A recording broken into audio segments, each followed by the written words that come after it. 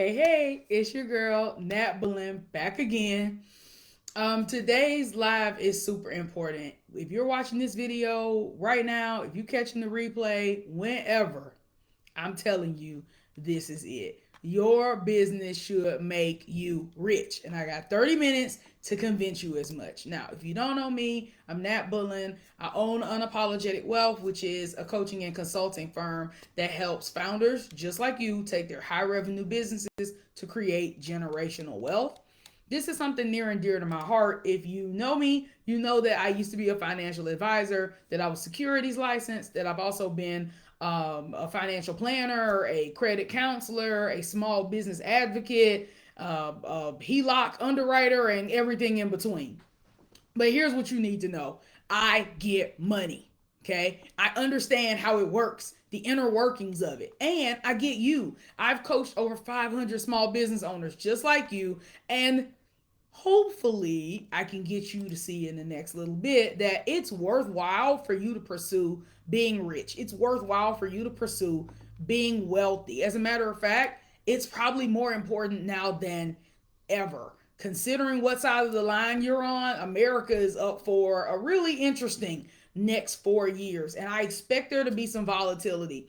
I expect a lot of things to change. I expect that the tax system to move. I expect there to be a lot of things that help the rich and not so many things that help the poor. I think right now is a bad time for you to be poor or for you to be middle class. And if there's anything I can do to help you get out of it, that's my goal. So let's talk it out. All right.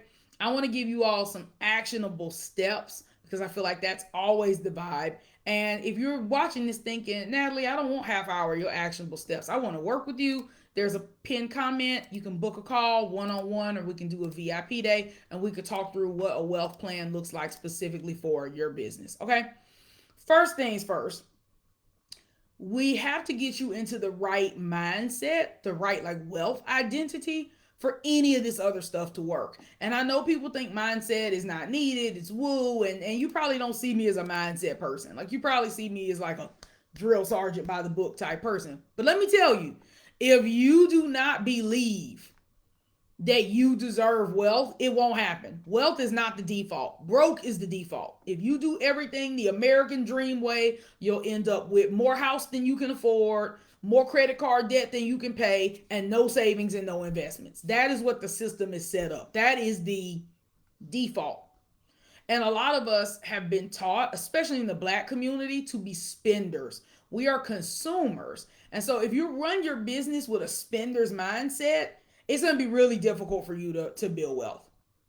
It's going to be really difficult because every time a marketer shows up asking you for something, you're going to want to spend it. One of the things that we do in Birthright, my Wealth Foundations program for women entrepreneurs doing between 80K and 500K a year, is work through their wealth identity, what they show up for wealth for, how money shows up for them, and where they want that identity to move. Because if all you do is spend, even if it's on good stuff, I'm not saying it's crap, but if you overspend, then you undersave and you underinvest. And you wake up one day and go, what the hell happened to all of this money? And I know people who had six-figure launches and all that money was gone in 2 weeks. And they couldn't believe it was more money than they'd ever seen. It's the lottery winner effect. And it's common, but it doesn't have to happen to you. So like thinking through, why do I want to be wealthy? What is it about me that can attract money to me? What gifts do I have? And coming to terms with your CEO duty. As the owner of your business, you have a fiduciary responsibility for that business to be profitable. You have a fiduciary duty for that business to pay you. You have a fiduciary duty to your household, especially if you're the breadwinner. If you are a woman and you have taken on the role of breadwinner, then you have a duty to your spouse and your kids, just like men used to 100 years ago, 50 years ago. It can't just be, well, my friend wanted me to go to her conference and support her, and it was only $2,000, so I bought it. No. Does it align with your strategic initiatives? Does it leave you an opportunity to invest? Does it cut into you being able to make payroll? Sometimes you just got to tell these people no.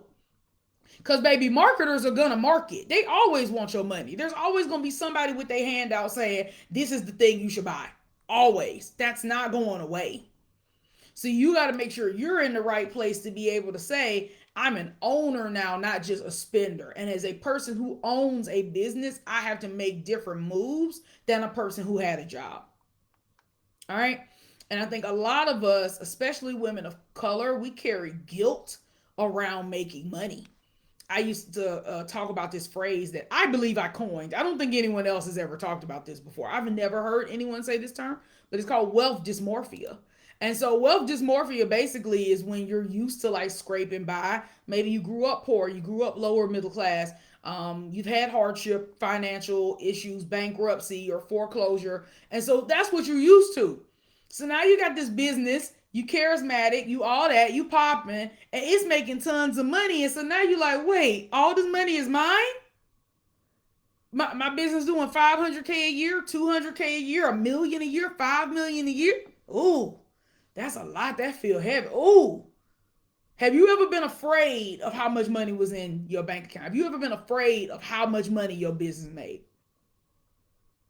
Put a 2 in the chat if you've ever been afraid. If you've ever been like, damn, we had a launch and we made a lot of money, way more than I thought. It happens. And if you don't do the identity work to align yourself with the belief that wealth is your birthright, you will F up all that money. It'll happen. I've seen it. Because if you feel like that scrappy, get by entrepreneur is part of your identity, well, you can't be scrappy if you rich. You can't be both. So you gonna have to decide, like, how comfortable am I with being rich? Because here's the truth: you deserve every dollar you worked for. Your success is non-negotiable. You don't have to throw it all away because you don't feel safe with money. So that's really gonna be part one, is like getting to where you feel safe with money. Because until then, you will spend it on either things that make you feel safe, or you will spend it with people who you perceive are better at handling money than you are. And neither of those will help you build wealth. Okay. I think the second part of things I want to talk about is like, here are some actionable tips that you can do to create wealth from your business. So I'm going to be having a masterclass called the Pay Yourself More Masterclass. But for now, I'll tell you the gist. And it's pay yourself first. So I see so many P&Ls, so many balance sheets, so many financial statements where the owner is taking very little money. If you're below 6 figures in revenue and your partner pays all the bills, I can see why you would keep more of the money in the business. But if your top line revenue is 6 figures, you should be making a consistent payment to yourself, even if it's 20% of your revenue, and growing from there. You can't be what's left over. And if you don't pay yourself first, meaning putting yourself on payroll where you are the largest line item in the business, that's a mindset issue. That goes back to that wealth identity. It's easy for us to try to downplay our contributions and say, well, I want to pay my coach and I want to pay my team and I want to have this big live event. What about you? Every single year, I would tell myself, I'm going to give myself a raise. I'm going to give myself a raise. But I didn't do it. So last year, I decided at the top of the year, I'm going to set a number. I'm going to go in Gusto and change it, and I'm going to pay myself more. And everything else in terms of investments will have to rotate around me. Because it doesn't make sense for me to not be the highest paid person of unapologetic wealth when I own it, when I'm the marketer, when I'm the salesperson, when I do most of the delivery. Why would I be the least paid person in the business? Why would I not be getting rich from it? Another thing that happens if you don't pay yourself enough is you run into issues when you do decide you want to get a loan. Most lenders are not self-employed friendly, and they want to see where you've been taking owner's draws, or they want to see your pay stub if you're a W-2 employee of your business like I am. If you don't pay yourself anything, you're screwed, because everyone won't just take your tax returns at their word. Some of them want to actually see pay stubs. It also hurts you later down the road. So your Social Security, if it's still around in the future, because we all know with birth rates down, there's not enough people being born to fund the baby boomers who are still collecting money and living longer than others. But your Social Security is determined by your highest earning quarters in your adult life. Well, if you work a business for 5, 10, 15 years and you don't pay yourself anything, what does Social Security have to base your benefit off of? It's the difference between being a senior citizen that's making $2,000 a month in Social Security, like my mom, and making $500 or $600 a month in Social Security, like a lot of people who work under the table. And I don't know about you, but I don't want to be 70 and poor. That one of the worst, one of the things that creates the worst health outcomes for seniors is poverty, not illness, poverty. Because they're not able to eat good food, they're not able to get adequate help or support, they're not able to afford their medications, and it spirals from there. So future you needs today's you to get paid. Another actionable tip that you can do right now is creating a profit plan. So just knowing, here's what our top line revenue is going to be, which is a forecast function. And you can use historical data, the leads in your pipeline, your prices for your existing offers, any launches that you have scheduled to forecast your top line revenue if you don't have a financial professional doing that for you. What you expect to invest. And let me tell y'all a brand new cheat code of mine. I invest heavy Q4 now. I'm a Q3, Q4 investor more than I'm a Q1 investor. So if I'm going to turn a new leaf in January, I'm going to pay for my new leaf in December. And I like that because you already have a good idea of how business is going by Q3. By July, August, September, and October, November, December, Q4, you have a much better idea of what money you actually have coming in. I used to be a real heavy Q1 investor. I would invest way too much money in Q1. And then I would spend the whole rest of the year chasing behind my tail trying to keep up with it. Be like, damn. Because Q1 is not my strong revenue. Q4 is strong. The summer, June, July, August is gangbusters. But January, February, March is not a heavy revenue month for us. I would spend a whole lot, but we weren't making a whole lot. So March 31st, we'd be in the red, and I'd spend the rest of the year trying to get back right. Why? So obviously this is personal, but like create a plan now. Decide, here's what we're going to make. Here's what I'm going to pay myself. Here's what I'm going to spend out in other expenses. And then here's what's going to be left. And then track against it. That's what they call budget versus actual. So I've just taught you how to create a budget. When people say, oh, I don't know how to make a budget for my business. Yes, you do. Yes, you do. Yes, you do. It's just a plan for where the spending is going to go. Every dollar in your life needs a job. A lot of y'all got unemployed dollars. Y'all got unemployed dollars and they just be out there chilling. They on the corner like a wino. Y'all got a lot of unemployed dollars. They be like, oh, you want me to do something? Oh, my bad. You didn't tell me what to do.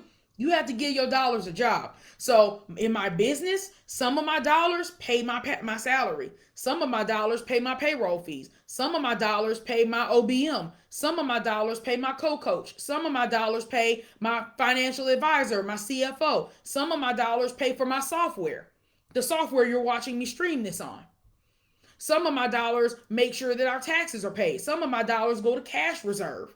Our cash reserve is fully funded. So right now we're not growing it, but that's something the dollars could do. Some of my dollars hire coaches. Some of my dollars hire done-for-you service providers. But every single dollar that God blesses unapologetic wealth with has a job. We don't have no unemployed, bored dollars. And if my dollars underperform, we give them a new job. We will fire these dollars if they don't do right. So if I have a savings account and it's only paying 0.01%, that's not enough when I could get a live oak bank account for my business and it paid 3 or 4% and have my dollars working harder. Because see, here's the thing. Dollars don't get tired.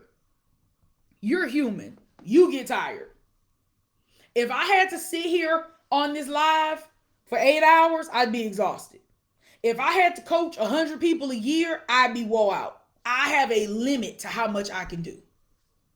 My dollars do not. They are Kevin Gates, baby. They never get tired.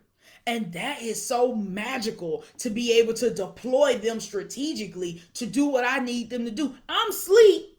My money's still making money. Like if If that don't prove how good God is, I don't know what does. I could be asleep. I could be in a coma. And my money is still doing stuff. But the problem is, a lot of us, we got lazy dollars. We have not ever expressed, this is what I want my dollars in my business to do. And then we wonder why they don't do it. If you don't teach your children to do chores and keep your house clean, your house is going to be a pigsty. That's not something that you just born with. You have to train your children. Hey, we all live here. We all benefit from this home being clean. So everyone has a role and a task and a job. Correct? If your house is clean right now on Saturday, it's because you have trained the people in your house that the house is supposed to be clean today. So you can train your dollars. Hey, you go out in the stock market, you buy me ownership of this business, you report back every day and let me know how that's going. You get to do that, but no one else is going to do it for you. People talk trash about jobs, but jobs have set pathways to wealth. They put you in a 401k. They give you a 401k match. They give you health insurance. They give you long-term care insurance. They give you short-term care insurance for when you're pregnant. Some people give paid maternity leave. You have tuition reimbursement and all kinds of things that you took for granted. So you cash out your 401k and you started a business and now you have nothing going for yourself in terms of retirement. That's scary. You got to tell Fidelity or Vanguard or Wells Fargo, hey, I want a retirement account. And you have to tell your dollars to fund it. And there are lots of ways you can invest through your business. Your business should fund your future. And let me tell you why. Because I had somebody in my DMs ask a really insightful question, and I want to put it out here. I had someone ask me, why was I so big in investing in stocks, which are just pieces of ownership in other companies? Everyone knows that, right? That's real simple. A share of stock is a piece of ownership in another company. It's a teeny tiny piece, but it's a piece nonetheless. I own a little sliver of Apple, a little sliver of Nvidia, a little sliver of Procter and Gamble, a little sliver of Amazon, a little sliver of Meta, right? But she's like, if you own 100% of unapologetic wealth, why are you so bent on owning a tenth of a tenth of a tenth of a tenth of a tenth of a tenth of these big companies? And here's the truth. Your business ain't worth what you think it's worth. Y'all still watching? Your business is not worth what you think it's worth. You think if my business makes $1 million a year, it's worth 2 or 3 or 5 or 10 million. You watch Shark Tank and you hear them talk about multiples and you over here multiplying. I hate to tell you this, but unless you have a steady book of business with MRR, like a Netflix model, or like a financial planner model or a bookkeeping model where you've got people paying you every month like clockwork, hundreds of them, thousands of them, your business probably isn't worth what you think it's worth.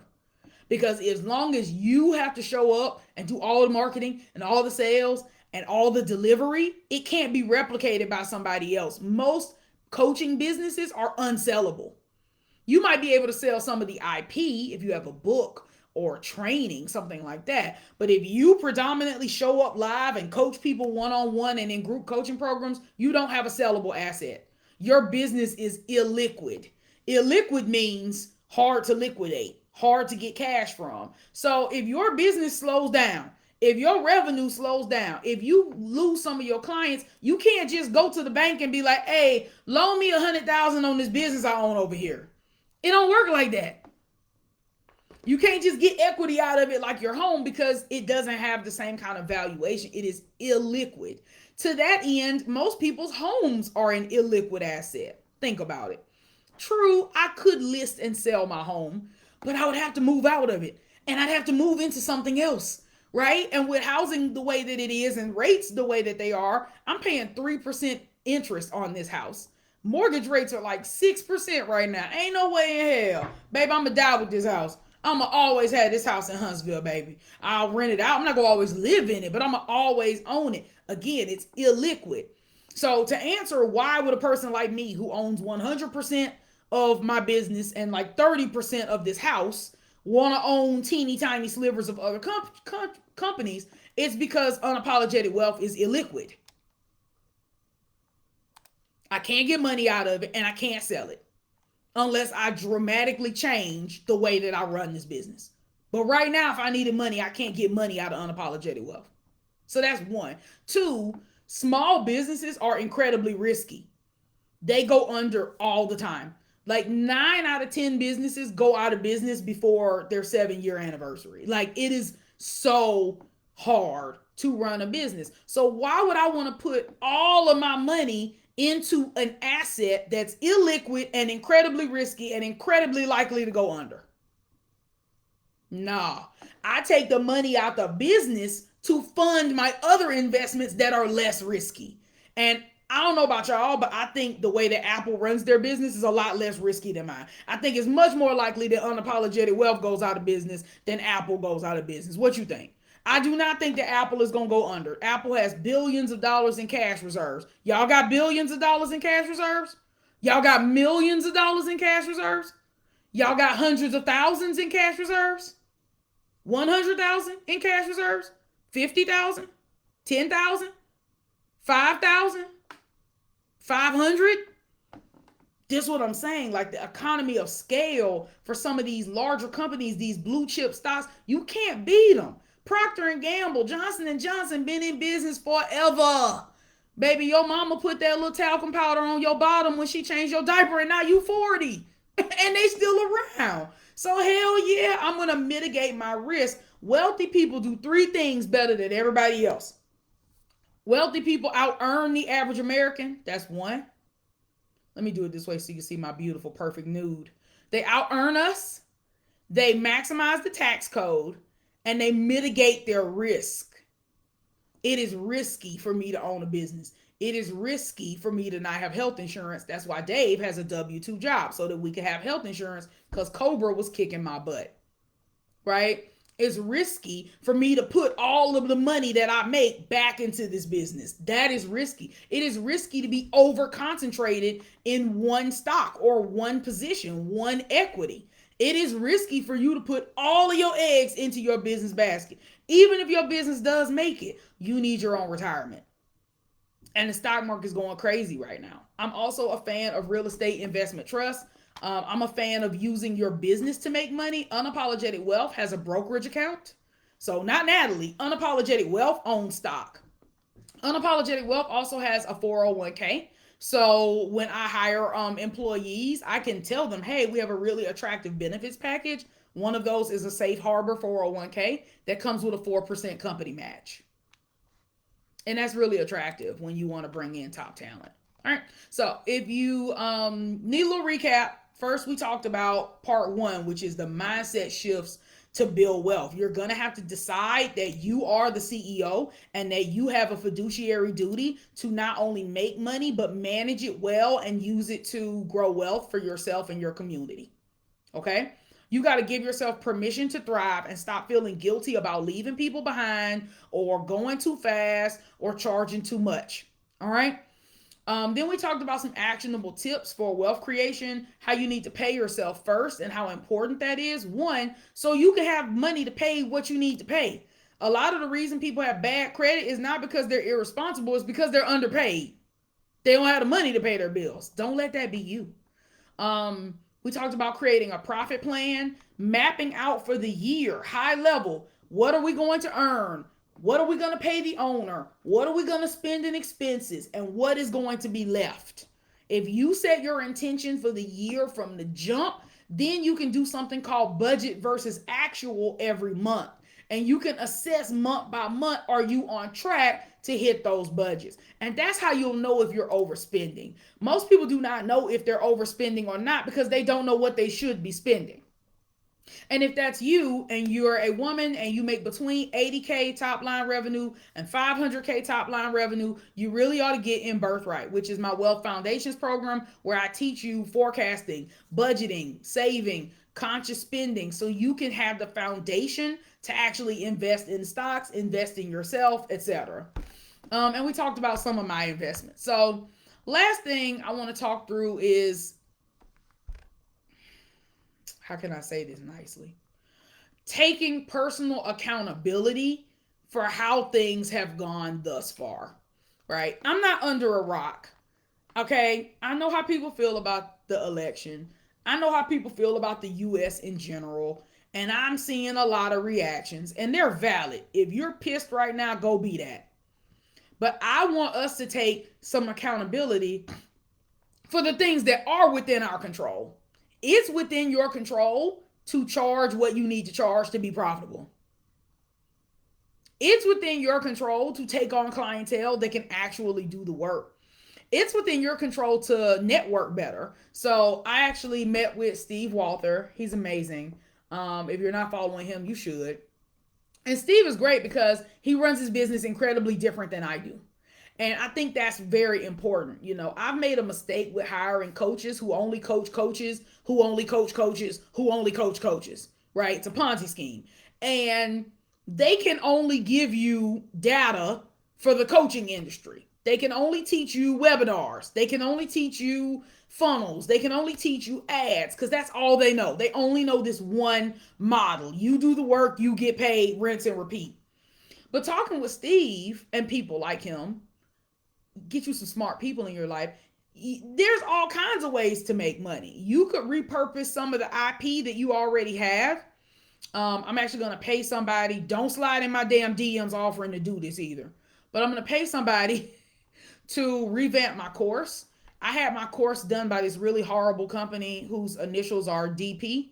And they built me out a course that was large, sprawling, and solves too many problems. So we're going to streamline it to be really specific. We're going to relaunch the Ask for the Sale course, and it's going to be great for helping you qualify and close top prospects into your coaching programs. So that's something we can do with IP we already have. Just mix it up, just refine it and repackage it. I'm going to get every episode of Birthright transcribed and either make it into an ebook or a mini course. Obviously, I'm going to keep pushing it. I don't know why everyone doesn't have my podcast already, to be honest with you. That's one of those things that just baffles me. Because folks will sit here and listen to these lives, and it's like, wouldn't you rather get like 5 minutes of targeted information on an audio format every day for a year for just $200 instead of like trying to piecemeal stuff together here and there from different people? I don't know. I just feel like everyone who listens to me should invest the $200 and get the private podcast. But nevertheless, I'm going to, repackage it. But he also does a lot of equity deals. So it's like, hey, you don't have to pay me. I'm going to do the work. And then if there's upside, we'll both share the upside. Well, that's a really powerful model. A lot of us are on the hamster wheel. The hamster wheel is you get somebody to pay you one time. You deliver one time and then they're gone. Some of us have gotten smarter and have gotten on the MRR system where people pay you every month, like bookkeeping. But even then, you got to keep doing the work. So yeah, if I do your books and you pay me $500, every time I do your books, you pay me $500. I do the books, you pay the money. I do the books, you pay the money. And yes, that is a system and it works. But if I can't do your books anymore, then what? What Steve has set up is a really good system that gets him equity and payments on deals he did a long time ago, kind of like residuals. If you're in life insurance, if you sell insurance, you know what I'm talking about. You get residuals. So you could sell a policy in 2020. Every time it renews, you get a check. So you don't have to keep showing up and keep selling and keep delivering, right? So I think stage one business is I only make money when I sell and I deliver. If I stop selling and I stop delivering, we stop making money. It's a horrible stage to be in. I would know. Then the next stage of business is when you back out of the delivery. So I'm getting paid, but I'm not having to constantly deliver. Maybe that means it's something that's been automated. You've got a SaaS, like a software. You built the software once. The software is being delivered, but you don't have to show up and do the work. Does that make sense? But I think the penultimate kind of business is what Steve got going on. I'm going to do the deal once. I'm going to get paid up front. I'm going to get paid on a continuing basis. And I don't have to keep doing that work anymore. Y'all can do the work and I'm going to get paid for the expertise. And a lot of people are short-sighted. They don't want equity. They don't want to work something into the deal. There's a coach I follow. Her initials are JH. And she sent out an email to her list talking about how she's refining her private coaching to where she's doing basically a rev share, which is smart. So when she helps people make money, she takes a portion of the upside. It requires you to screen people really well. It requires you to know that you know how to coach folks, but you got a huge upside. I mean, there's been times where I help clients make an extra 100K. I would have made way more money if we would have negotiated a 20% rev share than whatever I got for coaching them. Hands down. Hands down. It also would have made me be pickier about who I let into my coaching program, because I wouldn't have let somebody in the program that I knew wasn't going to be able to help me make my money back. So we got to take some responsibility for like what we've built. I will probably never hire another online only person in my business, because again, it's short-sighted. Yeah, you can help somebody make a ton of money online, but then what? Right? My goal is for you to take the money from your business and to grow it into other types of investments. So anytime you hire a coach or a consultant or a done for you service provider, ask these people, what is your objective? You want me to work this business and then do what? Unless you plan on working forever. And if you plan on working forever, I don't know what you're doing here. You've wasted 30 minutes of your time, because I'm definitely not team work forever. But like, be thinking through, what can I do that's different? What can I do to get off the hamster wheel if that's my objective? And so even like simple things, like you might be watching this video on Facebook, but you might be watching this video on YouTube, but you might be watching this video on LinkedIn. Just being able to be bigger, be broader with what you're already doing. A lot of us are already doing too much. So you could take some of that too much that you're already doing and spread it so that you can have a bigger marketing presence. Because let's be honest, marketing is self-care. A lot of y'all do not love y'all business very much, or yourself, because you only market when you broke. Nothing says I do not believe that marketing is self-care like I only market when I'm broke. If you only market when you have a retainer client space open, if you only market when people don't pay their invoice, if you only market when your bank account don't match your brilliance, you have a self-care issue. You don't care about your business as much as you say you do. You care about other folks. You care about what your client gonna think about you if you market this morning instead of turn in a report at 10 a.m. when it ain't due until midnight. Stop letting your existing clients keep you from getting new clients. I'm not saying treat your clients like crap, but I've never had a client say, I don't appreciate when you market your services to other people. Your clients would only be saying that if you were behind on their deliverables. And if you're consistently behind on deliverables, then you have a offer fulfillment problem, and you absolutely need to solve that. But let's be real. Some of us are just lazy. I said it. Lazy. And we market when we want to market. After you watch this video, if you're following me here on Facebook, go to my video tab and count how many Facebook Lives I've done. Or just look at the cadence. Look how often they are. I market all the time. You would never know when Unapologetic Wealth has money or doesn't have money. Can you tell? How would you know? Because we market consistently all the damn time.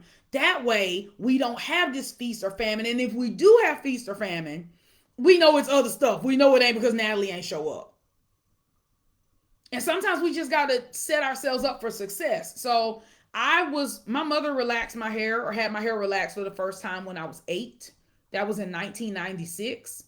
My last relaxer was February of 2022. Calculate how many years that is. So I'm very new to having natural hair. I have heat damage in the front from my one attempt at a sew-in.